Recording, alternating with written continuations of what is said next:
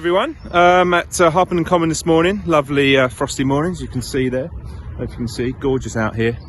Harpenden Common, lovely golf course actually, really nice, and you get a lot of dog walkers out at the moment, which causes a bit of issue for Sean, who I'll introduce in a minute.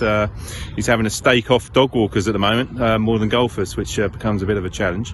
But the reason why I'm just going to do a little video of what we're doing here. Once a year we do what we call yearly health checks. That's organic matter, soil analysis, and that's what we're doing this morning. We picked 3 greens, which here is the 9th, the 11th and the 15th, and then we send it off to ETL, so give them a little plug up in Stirling, and we'll get those results back. So I'm just going to bring Sean in, who's the star of the show. Good morning, Sean. Good morning, Greg. Good morning, everyone. Okay, so tell us a bit about yourself. How long have you been here? Just over 12 years now, so about 5 of that's been as the head greenkeeper. Okay, yeah. So yeah, really nice site. So we've got a combination of soil greens, 7 USGA sand spec greens. Yeah. So it can be challenging to manage. Yeah. That's why obviously this is so important to do at the beginning of each year. Yeah. Really nice golf club to work at. Lovely, friendly members and people. I hear you got a lovely, really good consultant as well. Is that right? Not a bad consultant. Yeah, apart from he gets me out on cold mornings like this. Yeah. Yeah. I know we've had a great couple of years. This year, obviously, 2020, we've taken on 170 members, so it's really going strong. Yeah. And yeah, it's a bit challenging, as we just said, with dog walkers and people walking on the common, trying to keep them away from kind of playing areas, and that, which is a challenge. But no, it's nice that everyone can come out and enjoy the site. So. I've been involved probably 2-3 years now, and I completely concur with what Sean said. Great club. Really friendly members, gone very well here. The membership is really buzzing, good feel about the place, so agree with that. And also the challenge here is we're on the 9th green here at Harpenden Common, and you know, good old clay based green. You know, we don't know how old this is, but could well be 100 years old, this green. And then you've got other greens out on the jockey field, 7 greens there, which is sand based greens, USGA spec greens, which makes that a challenge. So we do the data reading on 2 of the clay based greens, because that's 2/3 of the greens here, and also one third on the jockey field.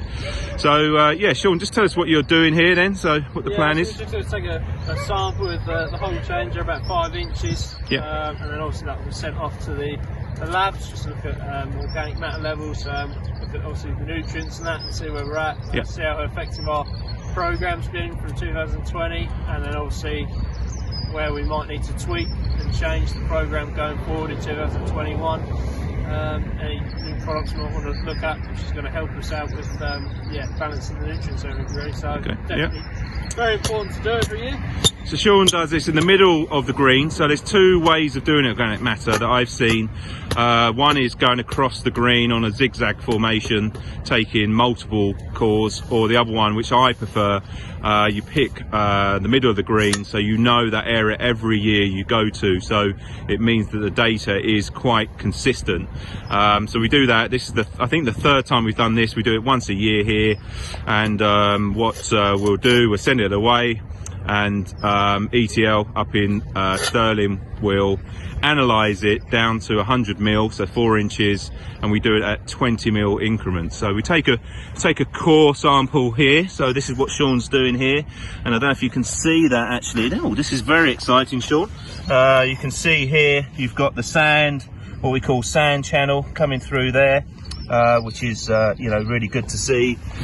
Sean has just done some real deep aeration here. He's done a 20 mil tine, nice bit of frost in the ground, which will hopefully help the subsoil there and the sort of fracking. And then the other thing I'm doing is the soil nutrient analysis. So I actually do this on a zigzag formation, and take probably 20 cores out of a green, going from front left to the middle to back left there, and then 2 ends there and there. So we get that sent away. It takes 2-3 weeks, comes back, and then basically that's what we call our health check. The other thing we're doing this morning, Sean, was the irrigation. We're having a look at that as we're going around. We're popping heads up, checking nozzles, seeing if that is relative to your database. Is that right, Sean? Yeah, no, we've made a lot of changes over the last few years to the irrigation, and we're kind of upgrading the system in kind of parts basically. So we have new pump set, new tanks, and we're now upgrading the heads on the greens. We used to be a kind of Turo 650, which are very kind of basic old style sprinkler, only come up about an inch. So that was kind of had a lot of effect there with the ground around. So yeah, we've put the new Flex 55s in, come up obviously nice, good 4 inches above now.